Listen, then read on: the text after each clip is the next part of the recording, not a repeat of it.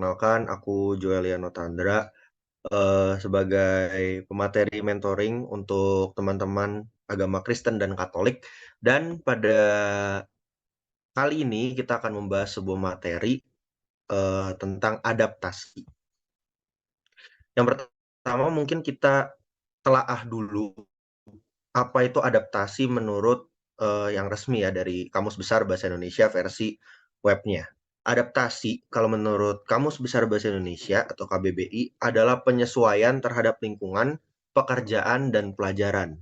Dan mengerucut lagi lebih dalam, adaptasi sosial adalah perubahan yang mengakibatkan seseorang dalam suatu kelompok sosial dapat hidup dan berfungsi lebih baik dalam lingkungannya. Dan kalau kita lihat secara iman atau secara kristianitas, kita bisa ambil sebuah ayat dari Roma bab 12 ayat 2. Janganlah kamu menjadi serupa dengan dunia ini, tetapi berubahlah oleh pembaharuan budimu, sehingga kamu dapat membedakan manakah kehendak Allah, apa yang baik, yang berkenan kepada Allah, dan yang sempurna. Ditulis oleh Rasul Paulus untuk jemaatnya di Roma. Dan maksudnya apa? Sebenarnya ini kalau setelah aku renungkan kembali, aku lihat kembali, sebenarnya jangan sampai kita salah beradaptasi. Jadi ayat yang sudah tadi aku bacakan itu sebenarnya juga berbicara bisa dikaitkan dengan adaptasi. Jadi adaptasi itu kan seperti tadi kita udah lihat di definisi awalnya adalah penyesuaian diri terhadap lingkungan sekitar. Nah, masalahnya lingkungan sekitar itu kan belum tentu lingkungan yang baik, lingkungan yang mendukung. Pasti ada aja hal-hal yang mungkin di luar norma atau kebiasaan yang dianggap baik oleh masyarakat kita seperti itu. Jadi jangan sampai sebenarnya kita beradaptasi. Jadi dalam proses adaptasi kita juga sebenarnya harus berhati-hati terhadap ya lingkungan sekitar kita. Jangan sampai kita beradaptasinya justru malah terhadap hal-hal yang buruk. Atau kalau di sini aku katakan atau aku tulis sudah buruk gitu kondisi lingkungan sekitar kita. Jadi kita beradaptasi atau menormalkan dalam hal ini hal-hal yang udah buruk. Jadi penyesuaian atau adaptasi yang kita lakukan sebenarnya harus selaras dengan apa yang Tuhan kehendaki sesuai dengan firman-Nya. Kita punya Alkitab sebagai pedoman dan kita punya contoh hidup yang udah pernah bersama-sama dengan kita namun sekarang sudah di surga yaitu Yesus. Jadi kita punya dua pegangan itu sebenarnya untuk menentukan apakah lingkungan tempat kita berada itu mendukung, membangun, apakah selaras perbuatan-perbuatannya nih sesuai dengan apa yang telah difirmankan oleh Tuhan. Seperti itu. Lalu secara bentuk adaptasi itu ada, yang aku temukan itu ada 3. Dari morfologi, fisiologi, dan juga tingkah lakunya. Kita akan bahas satu persatu secara perlahan. Tapi mungkin bentuk-bentuk adaptasi ini nggak sesuai sama eh, manusia ya. Jadi ini sebenarnya secara lebih umum yaitu ke makhluk hidup atau organisme gitu. Jadi yang pertama itu dari adaptasi morfologi. Adaptasi morfologi adalah suatu adaptasi di mana suatu organisme melakukan penyesuaian dengan merubah bentuk organ atau struktur tubuh terhadap lingkungannya. Contohnya bentuk kaki burung dan daun pada tanaman kaktus. Seperti yang udah teman-teman ketahui, daun pada tanaman kaktus itu tajam kayak duri gitu ya, karena ya mereka tinggalnya di tempat yang jarang hujan atau jarang ada air gitu. Makanya mereka menyesuaikan diri dengan cara.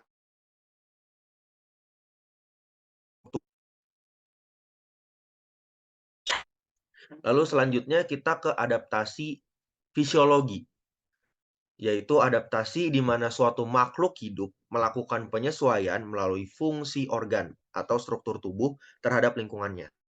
Dan adaptasi ini bersifat reversibel. Contohnya bentuk kaki bebek atau rahang ular. Jadi kalau ular itu kan seperti kita tahu ya, kita bisa lihat atau baca berita kadang ular bisa makan orang, ular bisa makan hal-hal yang mungkin kalau dilihat dari tubuhnya itu mustahil gitu untuk dia makan. Tapi dari bentuk rahangnya yang bisa melebar gitu ya, ya dia akhirnya bisa bahkan menelan sesuatu yang lebih besar dari ukuran tubuhnya gitu. Dan setelah memakan itu kan dia nggak menganga lagi gitu kan, nggak kewer-kewer gitu mulutnya atau rahangnya. Jadi, makanya dia bersifat reversibel, jadi rahangnya itu dapat kembali ke posisi atau bentuknya semula, gitu. Nah, yang terakhir ini adaptasi yang sebenarnya kita banget, adaptasi tingkah laku, yaitu saat suatu makhluk hidup melakukan penyesuaian terhadap lingkungan. Contohnya, manusia dengan lingkungannya. Atau kita ambil secara konkret, teman-teman semua dengan lingkungan baru teman-teman di FMIPA Universitas Padjadjaran, dan secara khusus di biologi. Lalu sebenarnya apa sih pentingnya kita beradaptasi? Kalau kita lihat dalam kacamata iman atau kacamata agama Kristen Katolik, eee, mungkin sebuah apa ya, teman-teman juga sudah menyadari bahwa bukan hanya di Unpad, tapi di Indonesia ini, kita termasuk salah satu yang minoritas, itu dari segi mungkin jumlah populasi, eee, apa ya, penganut agama Kristen dan Katolik itu memang lebih sedikit dibandingkan teman-teman kita yang Muslim, dan agama-agama lain gitu yang ada di Indonesia. Jadi, sebenarnya tujuan atau pentingnya adaptasi itu supaya kita bisa berbaur, kita bisa diterima, kita bisa berelasi dengan baik di lingkungan baru. Jangan sampai justru kita malah tidak bisa beradaptasi, kita jadi menutup diri, jadi apa ya istilahnya, kalau dibilang agak kasar mungkin ya, jadi agak ansos, menutup diri dari segala hal, nggak bisa berbaur, nggak bisa, mengikuti dengan baik, akhirnya kita dikucilkan dan lain sebagainya. Itu sebenarnya salah satu poin penting dari adaptasi. Dan juga kita bisa akrab dengan sesama dan alam ciptaan dimanapun kita berada. Kita bisa menghargai budaya, kita bisa melihat misalnya perilaku sopan santun di tanah Sunda itu seperti apa, misalnya kita jadi mengenal juga bahasa-bahasa Sunda, bahasa yang halus, atau mungkin bahkan bahasa yang kasar, kapan kita harus menggunakan itu. Jadi adaptasinya bisa di segi budaya, segi kultural, seperti itu. Dan yang terpenting kita dapat mengamalkan dan menebar kasih yang telah Yesus sendiri ajarkan kepada kita. Jangan sampai adaptasi ini kita malah kebablasan. Kebablasannya dalam hal apa? Jadi kayak apa ya? Mau santai, mau bisa beradaptasi dengan baik, tapi jatuhnya kelewatan, nggak sopan, terus kasar dan lain sebagainya. Jadi adaptasi ini juga harus mementingkan satu elemen penting, yaitu kasih. Dan seperti yang tadi udah aku bilang di awal, kita di sini adalah minoritas bukan hanya di Unpad saja, bukan hanya di Jawa Barat saja, tapi ya di Indonesia ini kita termasuk yang lumayan sedikit atau cukup sedikit gitu. Dan adaptasi cara kita berbaur, bergaul itu membuat kita sebagai orang yang mungkin minoritas ya dalam hal ini, atau lebih sedikit lah jumlahnya istilahnya begitu. Jadi bisa lebih diterima, bisa apa ya, bisa menjalin hubungan atau relasi baik dengan teman-teman kita yang lain, yang beda ras, beda suku, beda agama. Jadi, walaupun kita misalnya mungkin jumlahnya sedikit, mungkin jumlahnya nggak banyak, paling beberapa orang aja, tapi ya kita bisa, apa ya, relasi kita itu menjalar ke mana-mana. Kita disenangi oleh banyak orang, kita bisa, eee, diterima oleh banyak orang dan akhirnya orang-orang mengenal kita bukan karena label agamanya, bukan karena label suku atau rasnya, tapi lebih mengenal kita sebagai, ya orang yang baik. Dan itu sesuai dengan apa yang diajarkan oleh Tuhan Yesus. Jadi kita mengasihi semua orang dan pasti orang juga akan mengasihi kita, gitu. Nah, lalu sebenarnya ini sih salah satu elemen pentingnya. Apa atau gimana sih cara beradaptasi itu? Pertama, tentu persiapkan diri dan mental. Teman-teman waktu keterima di sini, waktu awal pengumuman bahwa teman-teman diterima, pasti ya senang, euforia dan lain sebagainya. Tapi tentu mungkin teman-teman merasa, "Buset, mungkin teman-teman sekolah nggak ada yang ke Unpad nih, atau mungkin ada di Unpad tapi beda fakultas. Wah, aku di fakultas ini sendirian. Wah, aku di prodi ini sendirian. Aku nggak punya teman sedaerah misalnya, aku nggak punya teman, eee, sesekolah, aku nggak tahu siapapun dan nggak kenal, maksudnya ya nggak kenal banyak orang karena baru pertama kali datang, masuk gitu kan, baru diterima.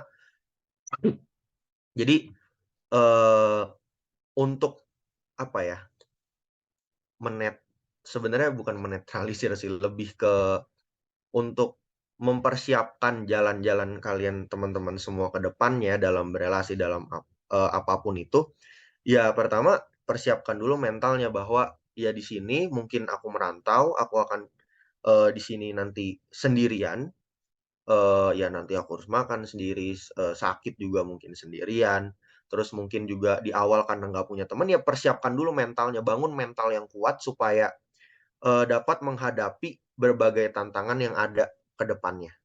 Dan juga tentunya persiapkan diri dengan baik, misalnya udah mungkin udah mulai memikirkan nih waktu perkenalan, mau ngobrolin apa, mau nanya-nanya tentang apa, dan lain sebagainya. Lalu yang kedua, tenangkan pikiran, ini ada hubungannya sama yang tadi. Jadi tenangkan pikiran ini membantu teman-teman semua itu sebenarnya untuk berpikir lebih jernih. Berpikir lebih jernih supaya, nggak salah ucap, nggak salah tingkah laku, dan lain sebagainya. Jadi tenangkan pikiran dan mempersiapkan diri serta mental teman-teman itu jadi satu paket sebenarnya, supaya, eee, pada saat perkenalan nanti nggak terlalu grogi, akhirnya jadi kayak kicep sendiri, diem, terus mungkin bingung dan lain sebagainya. Itu mungkin wajar di awal, tapi di hari-hari mendatang, teman-teman kan pasti akan, ya berkumpulnya lebih dengan teman-teman satu program studi, lebih akrab dengan mereka, gitu.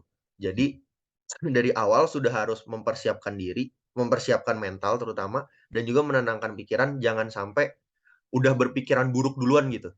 Jadi langsung menilai orang langsung dari cover-nya, "Waduh mukanya jutek, aduh nggak bisa deh aku ngobrol sama dia. Waduh ini kok mukanya garang banget ya, kayak preman. Waduh kayaknya nggak bisa deh." Jadi jangan sampai pikiran-pikiran itu mengganggu teman-teman semua. Mungkin ya oke lah agak preventif karena baru kenal dan lain sebagainya.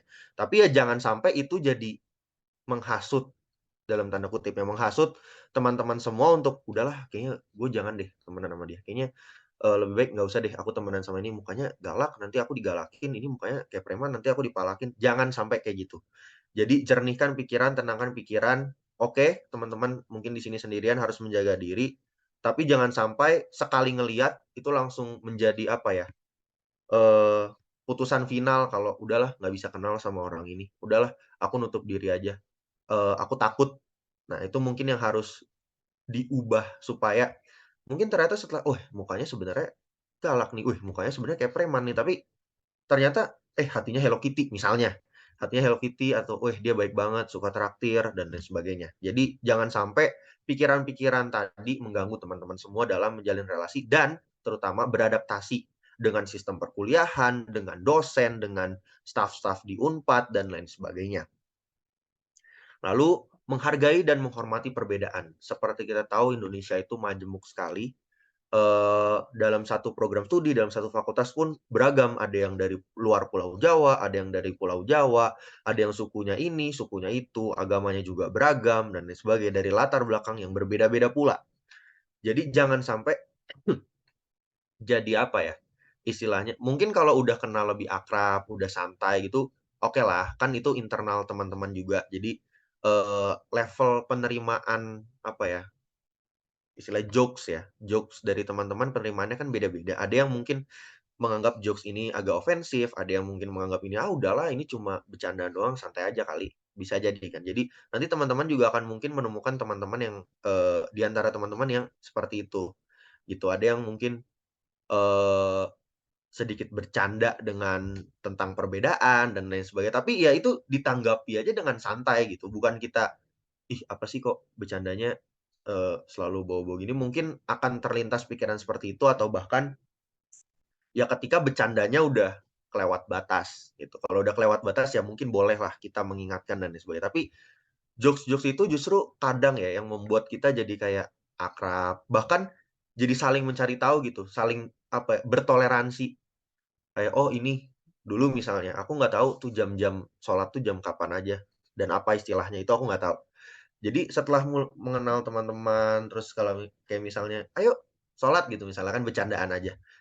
Jadi kita tahu, oh jam segini tuh mereka harus sholat ini, mereka harus ibadah ini, misalnya gitu. Terus dengan teman-teman yang agama Buddha, atau dengan teman-teman yang agama Hindu, teman-teman yang beragama lain misalnya, ya kita juga jadi mengenal atau sedikit kurang lebihnya tahulah tentang kehidupan beragama mereka seperti apa, kita juga jadi lebih tahu. Jadi kita tahu saat mereka mungkin beribadah atau merayakan hari-hari besar yang mungkin selama ini kita acuhkan, mungkin seperti itu ya. Jadi kita bisa lebih menghargai, lebih, menghormati dan lebih apa ya, bersyukur gitu atas perbedaan. Kalau misalnya kita sama semuanya kayaknya nggak akan hidup kita nggak akan begitu berwarna, gitu. Jadi, jangan sampai kita bikin sesuatu yang terlalu ofensif terhadap, agama atau suku, ras, dan lainnya dari orang lain, gitu. Bukan hanya berlaku ke teman-teman seangkatan, tapi ya berlaku untuk ke lingkup masyarakat luas, kita bawa ke masyarakat luas. Jangan sampai, eee, malah mungkin adat istiadat yang baik di tanah Sunda ini, jadi kayak mungkin teman-teman nganggapnya, "Ih, apaan sih, kok begini banget?" Gitu misalnya. Kalau mungkin yang, nggak masuk akal misalnya atau kayak buruk, ya oke lah bisa mungkin teman-teman bilang seperti itu. Tapi selama adat istiadat itu baik, itu apa ya, menandakan suatu hal yang positif, ya kenapa nggak dihargai, dihormati, atau bahkan dilakukan, gitu. Lalu, dalam proses beradaptasi, jangan pernah ragu untuk bertanya. Teman-teman baru sampai di sini, mungkin ada yang punya kakak, mungkin ada yang punya saudara, mungkin dulu orang tuanya kuliah di Unpad misalnya. Tapi ada juga pasti teman-teman yang baru pertama kali nih menginjakkan kaki di Unpad, nggak tahu siapa-siapa, nggak tahu budayanya gimana. Misalnya teman-teman mau makan tapi cari yang murah dan nggak tahu mau makanan murah itu di mana, ya jangan ragu untuk bertanya ke teman seangkatan atau bahkan ke kakak tingkatnya yang mungkin udah kenal dan akrab, gitu. Jadi, eee, nggak menyesatkan kok pasti mereka jawabnya. Kalau ya tergantung dalam forum apa ya, tapi pasti nggak akan menyesatkan. Dan mungkin pertanyaan atau rasa penasaran teman-teman sekecil apapun, ya lebih baik ditanyakan gitu kayak, "Eh, ini di sini tuh daerah sini boleh nggak sih kita misalnya begini begini begini?" Atau kita misalnya nanti untuk menyapa tuh boleh nggak sih nggak pakai, eee, akang teteh gitu, misalnya ya, misalnya. Jadi teman-teman juga jadi apa ya, jadi lebih tahu dibanding teman-teman sotoy, so tahu, jadi akhirnya nanti mungkin ngerembet ke mana-mana jadi masalah yang lebih besar, tuh. Lalu yang selanjutnya ini yang terakhir, jadilah diri sendiri. Kenapa jadilah diri sendiri? Imitasi atau apa ya, niru orang itu susah banget. Jangan sampai apa ya, image kita di sini beda, image kita di kampung halaman kita sendiri beda, dan lain sebagainya. Jadi lebih baik teman-teman menjadi diri sendiri, menjadi apa adanya, dan pasti kalau misalnya teman-teman menjadi apa adanya, ya teman-teman yang lain, teman-teman seangkatan, kakak tingkat, dan lain sebagainya juga akan menerima atau memahami teman-teman apa adanya. Ya karena, teman-teman menjadi diri sendiri dengan caranya sendiri, gitu. Jangan pernah menjadi orang lain, gitu. Dan proses beradaptasi justru mungkin akan mengubah sedikit sikap kita, mungkin akan mengubah kebiasaan kita, tapi ya nggak mengubah apa yang ada di dalam diri kita, gitu. Jadi mungkin sikap dan perilaku kita akan sedikit berubah, menyesuaikan, kan tadi namanya adaptasi kan penyesuaian terhadap lingkungan. Ya mungkin itu akan berubah, tapi jangan sampai mengubah apa yang ada di dalam, di jati diri kita sendiri, gitu.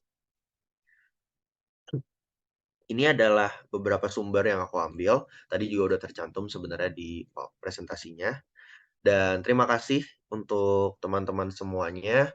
Semoga Tuhan memberkati tiap langkah teman-teman, dan jangan lupa pada saat melakukan proses adaptasi, tetap dibawa dalam doa ya. Maksudnya segala kesulitan yang teman-teman hadapi, pasti awal masuk nggak kenal siapa-siapa itu sulit, dan mungkin merasa terlalu sendirian gitu. Jadi teman-teman boleh, eee, ya curhat ke Tuhan, ke orang tua, dibawa dalam doa supaya teman-teman bisa mendapatkan banyak relasi dengan baik, teman-teman bisa diterima dengan baik, dan juga Tuhan memudahkan jalan teman-teman semua untuk beradaptasi di lingkungan yang baru di Universitas Padjadjaran. Sekian dan terima kasih.